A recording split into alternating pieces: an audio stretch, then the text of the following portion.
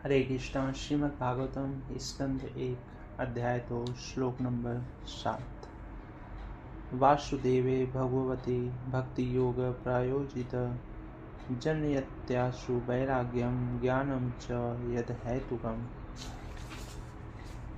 भगवान श्री कृष्ण की भक्ति करने से मनुष्य तुरंत ही अहेतुकी ज्ञान तथा संसार से वैराग्य प्राप्त कर लेता है। तात्पर्य: भगवान श्री कृष्ण की भक्ति में सेवा को जो मनुष्य भौतिक भावात्मक व्यापार की तरह मानते हैं, वे यह तर्क कर सकते हैं कि शास्त्रों में तो यज्ञ, दान, तपस्या, ज्ञान, योग तथा सभी प्रकार की दिव्य साक्षात्कार की विधियों की संस्तुति की गई है। उनके मतानुसार भक्ति अर्थात श्री भगवान की भक्ति में सेवा तो उन मनुष्यों के लिए है जो उच्च कोटि के कर्म नहीं कर पाते। सामान्यतः यह कहा जाता है कि भक्ति उपासना पद्धति तो शूद्रों, वैश्यों तथा अल्प बुद्धि स्त्री वर्ग के लिए है, किंतु यह वास्तविक तथ्य नहीं है। भक्ति मार्ग समस्त दिव्य कर्मों में सर्वोपरि है। फलतः यह उत्कृष्ट होने के साथ ही साथ सरल भी है। यह उन शुद्ध भक्तों के लिए उत्कृष्ट है जो परमेश्वर से संपर्क स्थापित करना चाहते हैं, और यह उन नव जिज्ञासुओं के लिए शुभम है जो भक्ति रूपी घर की दहलीज पर हैं। पूर्ण पुरुषोत्तम भगवान श्री कृष्ण का सानिध्य प्राप्त करना एक महान विज्ञान है, और यह सब जीवों के लिए खुला हुआ है, जिसमें शूद्र, वैश्य, स्त्रियां तथा शूद्र से भी निम्न कुल में उत्पन्न मनुष्य सम्मिलित हैं। तो फिर गुण संपन्न ब्राह्मणों तथा महान स्वरूप सिद्ध राजाओं जैसे उच्च कोटि के मनुष्यों के लिए विषय में कहना ही क्या। यज्ञ, दान, तप इत्यादि नाम से प्रचलित अन्य उच्च कोटि के कार्य शुद्ध तथा वैज्ञानिक भक्ति पद्धति का स्वाभाविक अनुगमन करने वाले कारक हैं। दिव्य अनुभूति के मार्ग में ज्ञान तथा वैराग्य के सिद्धांत दो महत्वपूर्ण कारक हैं। संपूर्ण आध्यात्मिक विधि भौतिक तथा आध्यात्मिक सभी वस्तुओं का पूर्ण ज्ञान प्रदान करती है, और इस पूर्ण ज्ञान का फल यह होता है कि मनुष्य भौतिक राग से विरक्त होकर आध्यात्मिक कार्यों में अनुरक्त हो जाता है। भौतिक राग से विरक्त होने का अर्थ पूर्ण रूप से निष्क्रिय हो जाना नहीं है, जैसा कि अल्प ज्ञान वाले मनुष्य सोचते हैं। नैष्कर्म का अर्थ है ऐसे कर्म न करना जिनका अच्छा या बुरा प्रभाव पड़े। निषेध का अर्थ सकारात्मक का निषेध नहीं है। अनावश्यक कार्यों का निषेध अनिवार्य का निषेध नहीं है। इसी प्रकार भौतिक रूपों से विरक्ति का अर्थ सकारात्मक रूप को नकारना नहीं है। भक्ति उपासना पद्धति तो सकारात्मक रूप की अनुभूति के लिए निर्मित है। जब सकारात्मक रूप का साक्षात्कार हो जाता है तो नकारात्मक रूप स्वतः विलग हो जाते हैं। अतः भक्ति उपासना पद्धति के विकास के साथ साथ वास्तविक रूप की सकारात्मक सेवा में व्यवहारिक रूप से जुड़ जाने से मनुष्य सहज रूप से निम्न कोटि की वस्तुओं से विलग होता जाता है और श्रेष्ठ वस्तुओं से जुड़ जाता है। इसी प्रकार भक्ति उपासना पद्धति जीव का सर्वोच्च धर्म होने के कारण वह उसे भौतिक इंद्रिय सुख से बाहर निकालती है। यही शुद्ध भक्त का लक्षण है। वह न तो अल्पज्ञ होता है, न ही वह निकृष्ट शक्तियों में लगा रहता है, और न ही उसके पास भौतिक मूल्य होते हैं। यह केवल शुष्क चिंतन से संभव नहीं होता, यह तो केवल भगवत कृपा से ही संभव हो पाता है। निष्कर्ष यह है कि जो शुद्ध भक्त है वह अन्य सभी उत्तम गुणों से पूर्ण होता है, यथा ज्ञान, वैराग्य आदि, किंतु जिसमें केवल ज्ञान तथा वैराग्य होता है वह भक्ति उपासना पद्धति के नियमों से ठीक से परिचित नहीं होता। यह आवश्यक नहीं है कि भक्ति योग मानव जाति का सर्वश्रेष्ठ धर्म है।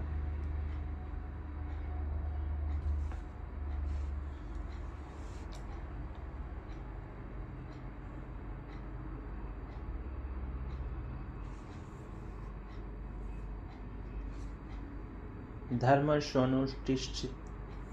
स्वनुष्ठित पूषां विश्वकिशेन कथासूय नोत्पादयत्यदि रतिम सम एव ही केवलम। मनुष्य द्वारा अपने पद के अनुसार संपन्न की गई वृत्तियां यदि श्री भगवान के संदेश के प्रति आकर्षण उत्पन्न न कर सके तो वे निरी व्यर्थ का श्रम होती हैं। तात्पर्य: मनुष्य को जीवन के प्रति विभिन्न धारणाओं के अनुसार वृत्तियां भी भिन्न भिन्न होती हैं। निपट भौतिकवादी के लिए जो स्थूल शरीर से परे कुछ भी नहीं देख पाता, इंद्रियों से परे कुछ भी नहीं है, अतः उसकी वृत्तियां सकेंद्रित और विस्तारित स्वार्थ तक ही सीमित रहती हैं। सकेंद्रित स्वार्थ अपने ही शरीर के चारों ओर केंद्रित रहता है। सामान्य रूप से यह निम्न पशुओं में देखा जाता है। विस्तारित स्वार्थ मानव समाज में दिखता है, और यह परिवार, समाज, समुदाय, राष्ट्र तथा विश्व के दृष्टिकोण से शारीरिक सुख के इर्द गिर्द घूमता है। इन निपट भौतिकवादियों से श्रेष्ठ मनोधर्मी तर्कवादी होते हैं, जो मनोजगत में उड़ान भरते रहते हैं और उनकी वृत्तियों में कविता बनाना तथा दार्शनिकता या शरीर तथा मन के उसी सीमित स्वार्थ के उद्देश्य से कोई वाद चलाना सम्मिलित होते हैं, किंतु शरीर तथा मन से श्रेष्ठ सुप्त आत्मा है, जो यदि शरीर में न रहे तो सभी शारीरिक तथा मानसिक स्वार्थ व्यर्थ एवं शून्य हो जाते हैं। किंतु कम बुद्धिमान मनुष्यों की आत्मा की आवश्यकताओं की कोई जानकारी नहीं होती है। चूँकि मूर्ख लोगों को न तो आत्मा की कोई जानकारी होती है और न ही इसकी कि वह शरीर तथा मन के विचार क्षेत्र से किस प्रकार परे हैं। फलस्वरूप वे अपनी अपनी वृत्तियों से संतुष्ट नहीं रहते। यहाँ पर आत्म संतुष्टि का प्रश्न उठाया गया है। आत्मा स्थूल शरीर तथा सूक्ष्म मन से परे है। वह शरीर तथा मन का एक सशक्त सक्रिय तत्व है। शुद्ध आत्मा की आवश्यकता को जाने बिना मात्र शरीर तथा मन को तुष्ट करके कोई सुखी नहीं रह सकता। शरीर तथा मन तो आत्मा के व्यर्थ के वहाँ आवरण मात्र हैं। आत्मा की आवश्यकताएं पूरी होनी ही चाहिए। केवल पंछी के पिंजरे की सफाई करके पंछी को प्रसन्न नहीं किया जा सकता। मनुष्य को उस पंछी की व्यक्तिगत आवश्यकताएं जाननी ही चाहिए। आत्मा की आवश्यकता यह है कि वह भौतिक बंधन के संकुचित क्षेत्र से बाहर निकलना चाहता है और पूर्ण स्वतंत्रता की अपनी इच्छा को पूरा करना चाहता है। वह इस विशालकाय ब्रह्मांड की आच्छादित दीवारों के बाहर जाना चाहता है। वह स्वतंत्र प्रकाश तथा आत्मा का दर्शन करना चाहता है। उसे पूरी स्वतंत्रता तब प्राप्त होती है जब वह पूर्ण आत्मा श्री भगवान को मिलता है। प्रत्येक प्राणी में ईश्वर के प्रति प्रशुद्ध स्नेह उपस्थित रहता है। आध्यात्मिक जीवन का प्राकट्य स्थूल शरीर तथा मन के माध्यम से सूक्ष्म तथा सूक्ष्म पदार्थ के प्रति विकृत प्रेम के रूप में होता है। अतएव हमें ऐसे काम करने चाहिए जिनसे हमारी दिव्य चेतना जागृत हो। ऐसा परमेश्वर की दिव्य लीलाओं के श्रवण तथा कीर्तन द्वारा ही संभव है। और ऐसी कोई भी वृत्ति जिससे मनुष्य में परमेश्वर के दिव्य संदेश का श्रवण तथा कीर्तन करने में अनुरक्ति जागृत नहीं होती, उसे यहाँ पर समय का अव्यय मात्र बताया गया है। ऐसा इसलिए है कि अन्य वृत्तियाँ चाहे वे किसी भी बात के रूप में हो, आत्मा को मुक्ति नहीं दिला सकती। यहाँ तक कि मुझ कर्मियों के कर्म भी व्यर्थ माने जाते हैं, क्योंकि वे समस्त स्वतंत्रताओं के मूल स्रोत को नहीं जान पाते। निकट भौतिकवादी व्यावहारिक रूप से देख सकता है कि उसका भौतिक लाभ काल तथा स्थान से बंधा हुआ है, चाहे वह इस लोक में हो या अन्यत्र। यदि वह स्वर्ग लोक में भी चला जाए तो उसकी लालायित आत्मा को वहाँ भी अस्थायी वास नहीं मिलेगा। इस लालायित आत्मा को पूर्ण भक्ति की पूर्ण वैज्ञानिक विधि द्वारा तुष्ट किया जाना चाहिए। धर्मस्य हापवर्गस्य नार्थोत्थानोपकल्पते नार्थस्य धमैकान्तस्य कामो लाभाय ही स्मित।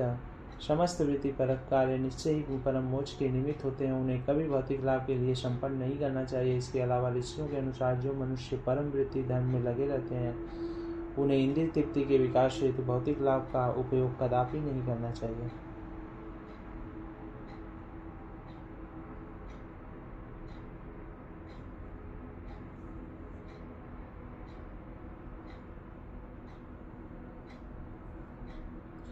तात्पर्य हम पूर्व में ही बता चुके हैं कि पूर्ण ज्ञान तथा भौतिक अस्तित्व से विरक्ति श्री भगवान की शुद्ध भक्ति में सेवा के पीछे पीछे स्वतः आ जाते हैं। किंतु कुछ मनुष्य ऐसे हैं जो मानते हैं कि धर्म सहित समस्त प्रकार की वृत्तियां भौतिक लाभ के निमित्त है। संसार के किसी भी भाग में किसी भी साधारण व्यक्ति की सामान्य प्रवृत्ति यही होती है कि धार्मिक या अन्य वृत्ति के बदले कोई न कोई भौतिक लाभ प्राप्त हो। यहाँ तक कि वैदिक साहित्य में भी समस्त धार्मिक कृत्यों के लिए भौतिक लाभ का प्रलोभन दिया गया है और अधिकांश मनुष्य ऐसे प्रलोभनों अथवा धार्मिकता के आशीर्वादों के प्रति आकृष्ट होते हैं। ऐसे तथाकथित धार्मिक मनुष्य भौतिक लाभों के प्रति क्यों आकृष्ट होते हैं? क्योंकि भौतिक लाभ से इच्छाओं की पूर्ति हो सकती है और इच्छाओं की पूर्ति से इंद्रिय तुष्ट होती है। वृत्तियों के इस चक्र में तथाकथित धार्मिकता भी आती है, जिसके बाद भौतिक लाभ और भौतिक लाभ के पश्चात इच्छा पूर्ति होती है। इंद्रिय तृप्ति पूर्ण रूप से व्यस्त सभी प्रकार के व्यक्तियों का सामान्य मार्ग है, किंतु श्रीमद् भागवत के अनुसार इस श्लोक में श्री सूत गोस्वामी के कथन द्वारा इसका निषेध किया गया है।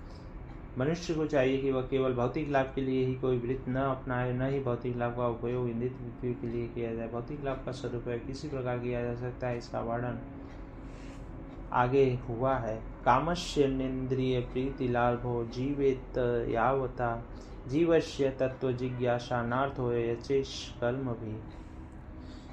जीवन की इच्छाएं इंद्रिय तृप्ति की ओर लक्षित नहीं होनी चाहिए। मनुष्य को केवल स्वस्थ जीवन की या आत्म संरक्षण की कामना नहीं करनी चाहिए, क्योंकि मानव तो परम सत्य के विषय में जिज्ञासा करने के निमित्त बना है। मनुष्य के कर्मों का इसके अतिरिक्त कोई अन्य लक्ष्य नहीं होना चाहिए। तात्पर्य: पूर्ण रूप से मोहग्रस्त भौतिक सभ्यता गलत तरीके से इंद्रिय तृप्ति की इच्छा पूर्ति की दिशा में अग्रसर है। पूर्ण रूप से मोहग्रस्त भौतिक सभ्यता गलत तरीके से इंद्रिय तृप्ति की इच्छा पूर्ति की दिशा में अग्रसर है। ऐसी सभ्यता में जीवन के सभी क्षेत्रों में इंद्रिय तृप्ति ही परम लक्ष्य होता है, चाहे राजनीति हो कि समाज सेवा, परोपकार, परहितवाद या कि धर्म, यहाँ तक कि मोक्ष में भी वही इंद्रिय तृप्ति की इच्छा की प्रधानता बढ़ी जा रही है। राजनीति क्षेत्र में लोगों के नेतागण अपनी अपनी इंद्रिय तृप्ति के लिए परस्पर झगड़ते रहते हैं। मतदाता भी नेताओं को तभी मानते हैं जब वे उनकी इंद्रिय तृप्ति कराने का वचन देते हैं। जब मतदाता अपनी इंद्रिय तृप्ति में असंतुष्ट हो जाते हैं तब वे नेता को पदच्युत करा देते हैं। नेता भी मतदाताओं की इंद्रियों को तुष्ट न करके उन्हें सदैव निराश करते हैं। अन्य क्षेत्रों में भी यही लागू होता है। कोई भी जीवन की समस्याओं के प्रति गंभीर नहीं है, यहाँ तक कि मोक्ष मार्गगामी मुमुक्षु भी परम सत्य से तदाकार होने की इच्छा करते हैं और इंद्रिय तृप्ति के लिए आध्यात्मिक आत्महत्या करने को उद्यत रहते हैं। किंतु श्रीमद् भागवतम का कथन है कि मनुष्य को इंद्रिय तृप्ति के लिए नहीं जीना चाहिए। इंद्रियों की तुष्टि आत्म संरक्षण हेतु करनी चाहिए, इंद्रिय तृप्ति के लिए नहीं। क्योंकि शरीर इंद्रियों से बना है और इन इंद्रियों की कुछ तुष्टि की आवश्यकता होती है, अतः ऐसी इंद्रियों की तुष्टि के लिए कुछ विधि विधान बनाए गए हैं, किंतु इंद्रियां नियंत्रित भोग के लिए नहीं है। उदाहरणार्थ विवाह यानी स्त्री तथा पुरुष का मिलन संतानोत्पत्ति के लिए आवश्यक है, किंतु यह इंद्रिय विभोग के लिए नहीं होता है। स्वेच्छा से निरोध के अभाव में परिवार नियोजन के लिए प्रचार करना पड़ता है, किंतु मूर्ख लोग यह नहीं जानते कि परम सत्य की खोज में लगते ही स्वतः परिवार नियोजन हो जाता है। परम सत्य का अन्वेषण करने वाले कभी भी अनावश्यक इंद्रिय तृप्ति के प्रति आकृष्ट नहीं होते, क्योंकि परम सत्य की खोज के कार्य में वे पूर्ण रूप से व्यस्त रहते हैं। अतएव जीवन के प्रत्येक क्षेत्र में परम सत्य की खोज को ही परम लक्ष्य बनाना चाहिए। इससे मनुष्य सुखी होगा, क्योंकि वह तरह तरह की इंद्रिय तृप्ति में कम लिप्त होगा। और वह परम सत्य क्या है, इसकी व्याख्या आगे की गई है। वदन्ति तत्त्वविदस्तत्त्वं यज्ञान मध्यम ब्रह्मोति परमात्मेति भगवानीति शब्दते। परम सत्य को जानने वाले विद्वान अध्यात्मवादी तत्वविद इस अतः तत्व को ब्रह्मा, परमात्मा या श्री भगवान के नाम से पुकारते हैं। तात्पर्य: परम सत्य ज्ञाता तथा ज्ञेय दोनों है और इनमें कोई गुणात्मक भेद नहीं है। अतः ब्रह्मा, परमात्मा तथा श्री भगवान गुणात्मक रूप से एक ही हैं। इसी को उपनिषदों के जिज्ञासु निर्विशेष ब्रह्मा के रूप में हिरण्यगर्भ या योगी जन अंतर्यामी परमात्मा के रूप में तथा भक्तगण श्री भगवान के रूप में अनुभव करते हैं। दूसरे शब्दों में श्री भगवान अर्थात परमेश्वर का स्वरूप परम सत्य की पराकाष्ठा है। परमात्मा श्री भगवान का आंशिक स्वरूप है और निर्विशेष ब्रह्मा श्री भगवान का वैसा ही तेज है जैसा कि सूर्य की किरणें सूर्य देव के लिए हैं। कभी कभी उपयुक्त दोनों विचारधाराओं के अल्पज्ञ अनुयायी अपनी अपनी अनुभूति के पक्ष में तर्क करते हैं, किंतु जो मनुष्य परम सत्य के वास्तविक दृष्टा हैं वे अच्छी तरह जानते हैं कि एक ही परम सत्य के तीन लक्षण भिन्न भिन्न दृष्टिकोणों से भिन्न भिन्न दिखते हैं। जैसा कि श्रीमद् भागवतम के प्रथम अध्याय के प्रथम श्लोक में कहा गया है, परम सत्य परम पूर्ण सर्वज्ञ तथा सापेक्षता के भ्रम से सर्वथा मुक्त है। इस सापेक्ष जगत में ज्ञाता ज्ञेय से भिन्न होता है, किंतु परम सत्य में ज्ञाता और ज्ञेय एक ही होते हैं। सापेक्ष जगत में ज्ञाता जीवंत आत्मा या पराशक्ति है, जबकि ज्ञेय निष्क्रिय पदार्थ या अपराशक्ति के रूप में होता है।